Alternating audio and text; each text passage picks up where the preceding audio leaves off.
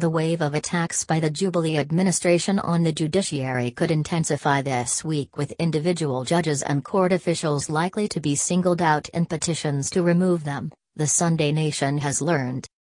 Judiciary has had little space to breathe since the Supreme Court nullified the August 8 presidential election, and the rough ride has continued in recent weeks following a series of high court rulings that some government officials and Jubilee politicians perceive as favoring the opposition. On Saturday, Jubilee Secretary-General Raphael Tuju stood by a hard-hitting letter he sent to Chief Justice David Maraga, saying it was time for the Supreme Court to come clean on the judgment that overturned President Uhuru Kenyatta's win. If you examine the judgments that have been rendered by High Court judges regarding election petitions, there is a clear pattern. High Court judges have shelved the Supreme Court judgment of September 1 as a precedence. The Supreme Court judges should examine their conscience and do an internal audit on how they ended with such a decision, he said. Court orders. He said the Supreme Court judges should admit that their judgment was wrong and Kenyans will forgive them. The judges made a political decision that allowed the opposition to play politics with that decision by refusing to contest the subsequent presidential election. Had they envisaged the way things turned out, they probably would not have entered the political arena, Mr. Tuju said. But on Friday, the Kenya Magistrates and Judges Association said attacks on the judiciary are unwarranted and it is important to obey court orders. The membership of Kenya Judges and Magistrates Association is resolute that we shall uphold the rule of law, steadfastly defend the Constitution and diligently dispense justice without fear or favor, Secretary-General Derek Kudo said. The association warned the country could plunge into chaos when there is disregard of court orders. Independence. But at the end of a week in which Nyeri Town MP Ngunjiri Wambugu has asked for an explanation from the Judicial Service Commission on why his petition to remove Chief Justice Maraga last year was thrown out, similar moves appear to be in the works in the coming days, targeting judges who are seen to be independent-minded. The attacks have also continued at political functions. Jubilee leaders in Tharaka Nithi, led by Governor Mutami Njuki, have, for example, accused the judiciary of being indifferent to the opposition's illegal activities. Mr. Njuki, together with MPs Kirk Mara, and Patrick Munine, Chuka/Igbengomb, said courts have been reversing all the decisions made by government. The onslaught on the judiciary started soon after the Supreme Court nullified the presidential election, when an agitated President Uhuru Kenyatta promised to deal with the judiciary. We shall revisit this thing. We clearly have a problem. Who even elected you? Were you? We have a problem and we must fix it, the president said. True to that, there have been systematic attacks, with Jubilee and its surrogates going all out to humiliate individual officers and the institution, as the ruling party tries all within its power to weaken the judiciary, the only institution that so far has relatively managed to insulate itself from external interference. Threat to judges.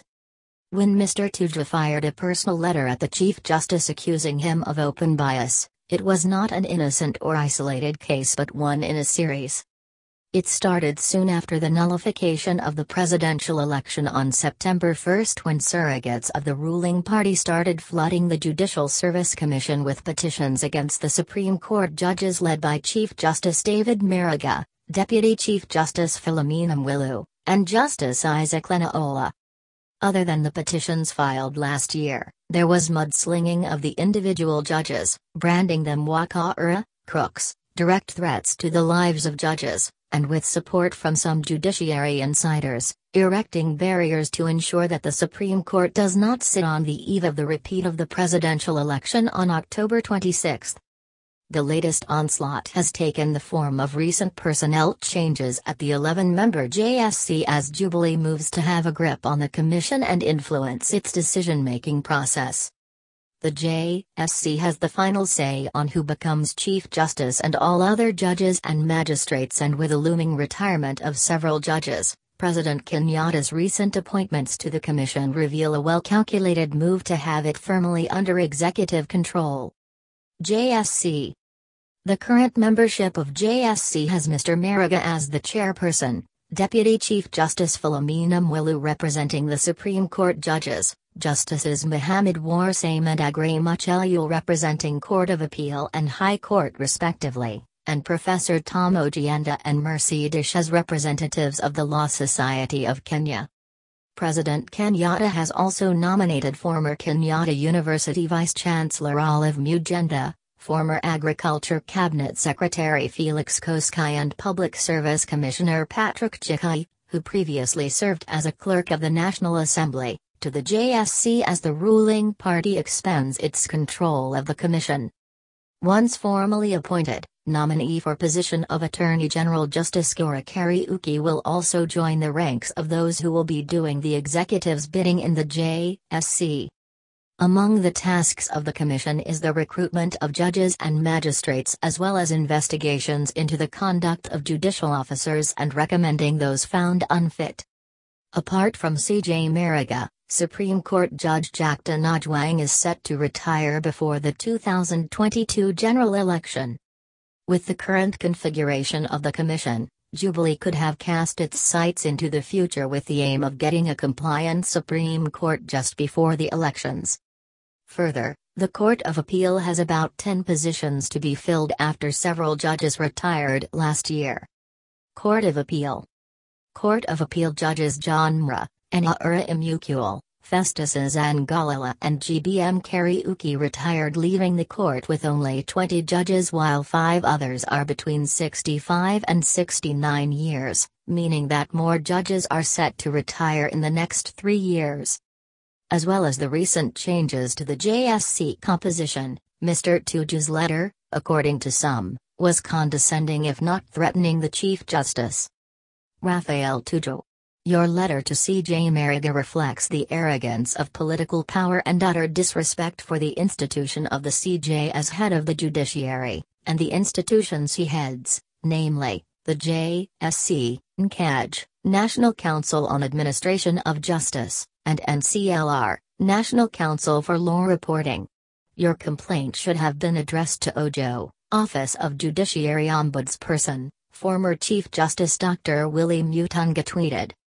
In the letter, Mr. Tuju had accused the CJ of bias, double standards, impunity and poor leadership on the part of the judiciary and proceeded to cite 8 instances he claimed the judiciary has been biased. Independence of the judiciary, executive and parliament must be put in context. Independence cannot exclude another definition of relations that is referred to as interdependence. It will require mature leadership of all the players and most importantly from you too, Mr. Chief Justice, Mr. Tuju had stated in the letter. Interior Cabinet Secretary Fred Mashangai last week said that there is a need for a national conversation about the state of the judiciary. The executive has repeatedly said that the judiciary has been giving rulings detrimental to the executive's agenda while turning a blind eye to excesses by the opposition coalition, NASA.